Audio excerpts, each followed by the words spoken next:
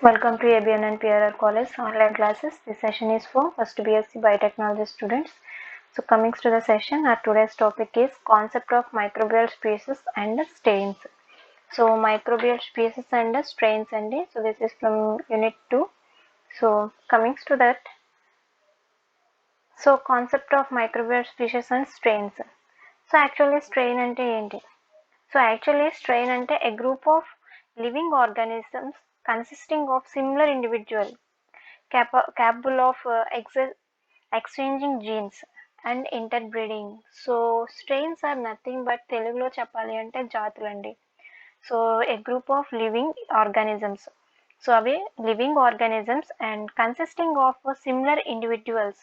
So ఒకే type of individuals ఉంటాయి, అంటే హ్యూమన్స్ ఒకటి, సో అలాగా డిఫరెంట్ స్పీషీస్ ఉంటాయి అనమాట, అంటే జాతులు, డిఫరెంట్ టైప్స్ ఆఫ్ స్పీషీస్ ఉంటాయి లివింగ్ సో అన్నీ కూడా ఏంటి అంటే అవి group of living organisms and consisting similar individuals, same type of individuals ఉంటాయి and exchanging of genes or interbreeding. So వాటిలో అవే interbreeding, they can reproduce and they can exchange their genetic material from one another.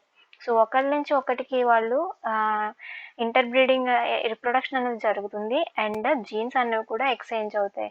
So this is the species అనమాట. So a group of living organisms consisting of similar individual capable of exchanging genes or interbreeding. So వాటిని ఏమంటాము అంటే species అని అంటాము. So స్పీషీస్లో మనకి different concepts ఉంటాయండి. So different types of concepts అనేవి ఉన్నవి. Here are a wide range of approaches to define how we identify species and how species function in nature. Each approach is known as species concept. So species అనేవి, స్పీషీస్ని ఎలా identify చేస్తాము, వాటి యొక్క function ఏంటి, so వీటన్నిటిని మనము ఈ species కాన్సెప్ట్స్లో తెలుసుకోవడం జరుగుతుంది అనమాట. సో టోటల్ 26 స్పీషీస్ కాన్సెప్ట్స్ అనేవి ఉన్నాయి. ఓకేనండి. సో టోటల్గా 26 స్పీషీస్ కాన్సెప్ట్ అనేవి ఉన్నాయి. సో అందులో మనకి కింద ఇచ్చిన 4 కూడా చాలా ఇంపార్టెంట్ అనమాట. సో ఫస్ట్ వన్ ఏంటి, biological species concept and phylogenetic species concept, so ecological species concept and morphological species concept. So these are the 4 different species concepts which can be widely used. So ఈ 4 concepts అండి. So coming to that, first concept biological species concept. So biological species concept is the most widely accepted species concept. It defines species in terms of interbreeding. So biological species concept అనేది ఎక్కువగా use చేసే species concept and it is most accepted species concept అండి. So ఇందులో మనకి ఎక్కువగా ఏం చూస్తాము అంటే interbreeding, that means reproduction. So species in term of interbreeding, so interbreeding అనేది జరుగుతుంది ఇక్కడ ఈ సేమ్ స్పీషీస్లో. So these species are interbreeding species, and biological species concept states that species are a group of interbreeding natural populations that are reproductively isolated from other such groups and can reproduce viable offsprings. So these species can interbreed. So ఇవి interbreeding చేస్తే group of interbreeding species అండి. So ఇవేంటి అంటే group of interbreeding species and natural population, interbreeding natural and population that can reproduce reproductively isolated from other groups.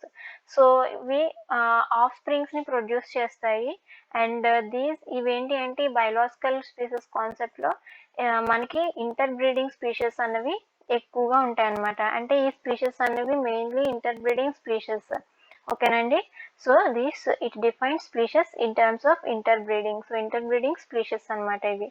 And these species are group of interbreeding natural populations that are reproductively isolated from other and these can produce viable offsprings. So viable offsprings ni produce chestayandi. Biological species అనేవి ఏంటి అంటే viable offsprings అంటే చూడగలుగుతాం, viable అంటే చూడగలుగుతాం, viable offsprings ని produce చేస్తాయి అన్నమాట.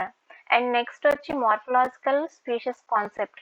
సో మార్ఫాలజీ అంటే వాటి యొక్క Morphology అంటే the morphological species concept defines specific species as a group of organisms sharing a unique combination of physical character. So physical character అన్నది యూనిక్గా ఉంటుందండి. అంటే వాటి యొక్క మార్ఫాలజీ అనేది చాలా యూనిక్గా ఉంటుందన్నమాట. సో ఈ స్పీషీస్లో ఉండే గ్రూప్ ఆఫ్ ఆర్గానిజమ్స్ అనేవి ఎలా ఉంటాయంటే వాటి యొక్క మార్ఫలాజికల్ అంటే ఫిజియలాజికల్ క్యారెక్టర్ని బట్టి మనము ఆ ఆర్గానిజంని మార్ఫలాజికల్ స్పీసెస్ కాన్సెప్ట్లోకి పెడతామన్నమాట. అంటే the species may be morphologically diverse. So కొన్ని స్పీషీస్ అనేవి మార్ఫలాజికల్గా డైవర్స్గా ఉంటాయి అండ్ కొన్ని స్పీషీస్ అనేవి మార్ఫలాజికల్గా డిస్టింగ్విషబుల్గా ఉంటాయి అన్నమాట. ఓకేనండి, కొన్ని డైవర్స్గా ఉంటాయి, కొన్ని డైవర్స్ అండ్ ఇండిస్టింగ్విషబుల్గా ఉంటాయి అన్నమాట. సో ఇండిస్టింగ్విషబుల్ అంటే వేరు చేయలేమండి. సో కొన్ని వాటిని మనము వేరు చేయొచ్చు స్పీషీస్ నుంచి అండ్ కొన్ని వాటిని మనము వేరు చేయలేమన్నమాట. అంటే సేమ్ ఫిజియలాజికల్ క్యారెక్టర్ సేమ్ ఒకేలాగా ఉంటాయన్నమాట, ఇండిస్టింగ్విషబుల్. సో సేమ్ ఒకేలాగా ఉంటాయి, వేరు చేయలేని విధంగా మార్ఫలాజికల్గా మనము వాటిని డిఫరెన్షియేట్ చేయలేని విధంగా ఉంటాయన్నమాట. సో బయలాజికల్ స్పీసెస్ అంటే interbreeding species and morphological species అంటే unique combination of physical characteristics. So physical క్యారెక్టరిస్టిక్స్లో మనం తీసుకుంటే కొన్ని గ్రూప్స్ తీసుకుంటే బ్యాక్టీరియా అనేది ఒక షేప్లో ఉంటుంది మార్ఫలాజికల్గా. అలాగే వేరే ఆర్గానిజం బయట ఉండే ఆర్గానిజం ఫర్ సపోజ్ ఫిషెస్ తీసుకున్నాం అనుకోండి, డాగ్స్ కానీ ఫిషెస్ కానీ. సో వాటి యొక్క షేప్ అనేది మనం డిఫరెంట్గా ఉంటుంది. అంటే వాటి యొక్క మార్ఫాలజీ అనేది ఫిజికల్ స్ట్రక్చర్ అనేది డిఫరెంట్గా ఉంటుంది. సో దానికి చూడడానికి కానీ వాటి యొక్క సైజ్లో కానీ అపియరెన్స్లో కానీ ఫిజికల్ క్యారెక్టర్స్ అనేవి చాలా డిఫరెంట్గా ఉంటాయి అన్నమాట. సో ఇలా ఫిజియలాజికల్గా డిఫరెంట్గా ఉంటాయి అన్నమాట ఈ morphological species concept. So morphological species concept అంటే unique combination of physical characteristics. And next వచ్చి ecological species concept. According to the ecological species concept, the more similar two organisms that are more are likely to overlap the need and will compete over resources such as food and shelter. So ఇక్కడ 2 different types of organisms అన్నవి food and shelter కోసం resources కోసం ఇవి compete అవుతాయి అన్నమాట. ఓకేనండి, అంటే for suppose plants ఉన్నాయి, ప్లాంట్స్ని చాలా చాలా యానిమల్స్ అనేవి తింటాయి. ఓకేనా, అలాగే హ్యూమన్స్ కూడా సమ్ వెజిటేబుల్స్ని కానీ లేకుంటే ఫర్ సపోజ్ వెజిటేబుల్స్ తీసుకోండి, సేమ్ వెజిటేబుల్ క్యారెట్ ఉందనుకోండి, అది హ్యూమన్స్ తీసుకుంటారు, అలాగే ర్యాబిట్స్ కూడా తింటాయి.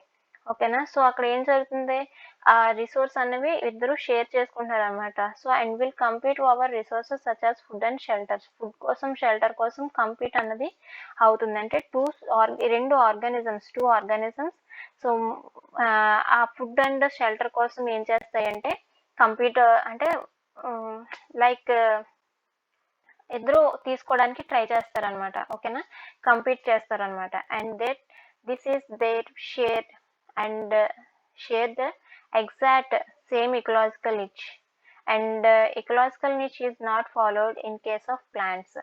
So biological point of view. So ఇక్కడ మనకి ఏంటి అంటే ఆల్రెడీ చెప్పుకున్నట్టు two or more similar organisms అనేవి ఫుడ్ కోసం కానీ షెల్టర్ కోసం కానీ కంపీట్ అవ్వడం జరుగుతుంది అనమాట. సో ఫుడ్ అండ్ షెల్టర్ బయలాజికల్లో ఇంటర్బ్రీడింగ్, మార్ఫలాజికల్లో ఫిజికల్ క్యారెక్టర్స్ అండ్ ఎకలాజికల్ స్పీసెస్లో ఏంటంటే ఫుడ్ అండ్ షెల్టర్ కోసం కంపీట్ అనేది ఉంటుంది. And phylogenetic species concept. It is defined as species as group of organisms that shares a common ancestor and can be distinguished from other organisms that do not share the ancestor. So ఇక్కడ ఏంటి అంటే these are the group of organisms that can share a common ancestor. So common ancestor నుంచి group of organisms అనేవి రావడం జరుగుతాయి అన్నమాట. ఓకేనా, and can distinguish from other organisms that do not share the ancestor. So phylogenetic trees మీకు తెలిసే ఉంటుంది. So మీరు ఆల్రెడీ చదువుకునే ఉంటారు. సో ఫైలోజెనెటిక్ ట్రీస్ ఇలా ఉంటాయి, గుర్తుందా అండి మీకు? ఫైలోజెనెటిక్ ట్రీస్ అనేవి వేస్తారు కదా, సో వాటి నుంచి ఇలా బ్రాంచెస్ అని కానీ నెక్స్ట్ ఇలా వస్తూ ఉంటాయి కదా. So these are the phylogenetic trees అని అంటాము. సో కామన్ యాన్సిస్టర్ ఎక్కడున్న దాన్ని ఏమంటాము అంటే కామన్ యాన్సిస్టర్ నుంచి, అంటే ఒకే యాన్సిస్టర్ నుంచి ఇవన్నీ రావడం జరుగుతుంది. సో దాన్నే ఏమంటాము అంటే ఫైలోజెనెటిక్ కాన్సెప్ట్ అని అంటాం అనమాట. So life tree of life, spacious and digital twins. ఓకేనండి. సో ట్రీ కింద వేస్తాము, లేకుంటే స్పీషియస్ ఆర్ డిజిటల్ ట్విన్స్ కింద కూడా మనము రిప్రజెంట్ చేస్తాం అనమాట ఈ ఫైలోజెనెటిక్ స్పీషియస్ కాన్సెప్ట్ని. So this is the microbial concept of species. And coming to the strain, so what is a strain? A strain is a subset of bacterial species that is it is a low level taxonomic rank, usually at interspecific level, differentiating from other bacteria of the same species by some minor but identifiable difference and different functions. So strain refers to the small change in genome type. So ఏదైనా ఒక ఆర్గానిజంలో వాటి యొక్క genetical combination కానీ change వస్తే వాటిని మనము strain అని అంటామండి. ఫర్ సపోజ్ కోవిడ్ తీసుకున్నాం, COVID-19. So COVID-19 last year ఒక సో COVID-19 అన్నది ఒక ఆర్గానిజం నుంచి వచ్చింది, వైరస్ నుంచి వచ్చింది. సో లాస్ట్ ఇయర్ అది ఒక వైరస్ నుంచి వచ్చింది. అండ్ ఈ ఇయర్ ఏమైంది, దాంట్లో ఆ వైరస్లో జెనెటికల్గా చేంజెస్ అన్న వచ్చి ఆ వైరస్ అనేది మారింది. దాన్ని ఏమన్నాము, స్ట్రెయిన్ అని అన్నాం. ఓకేనండి. అంటే ఏదైనా ఒక ఆర్గానిజంలో దాని యొక్క జెనెటికల్ అంటే జీనో టైప్ అనేది చేంజ్ అయితే దాన్ని ఏమంటాము అంటే స్ట్రెయిన్ అని అంటాం అనమాట. So genomic list only genes that are mutated in the bacterial strains.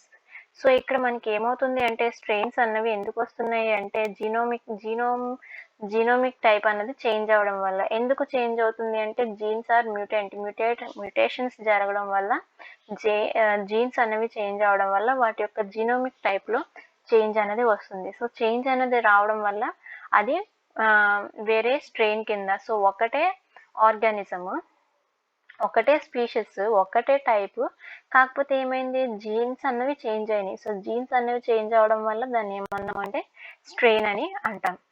ఓకేనండి. So this is the concept of microbial species and strain. So ఇదండి lesson. So this is from unit 2 నుంచి మీకు ఈ టాపిక్. ఓకేనా. So this is all about your class today. Thank you.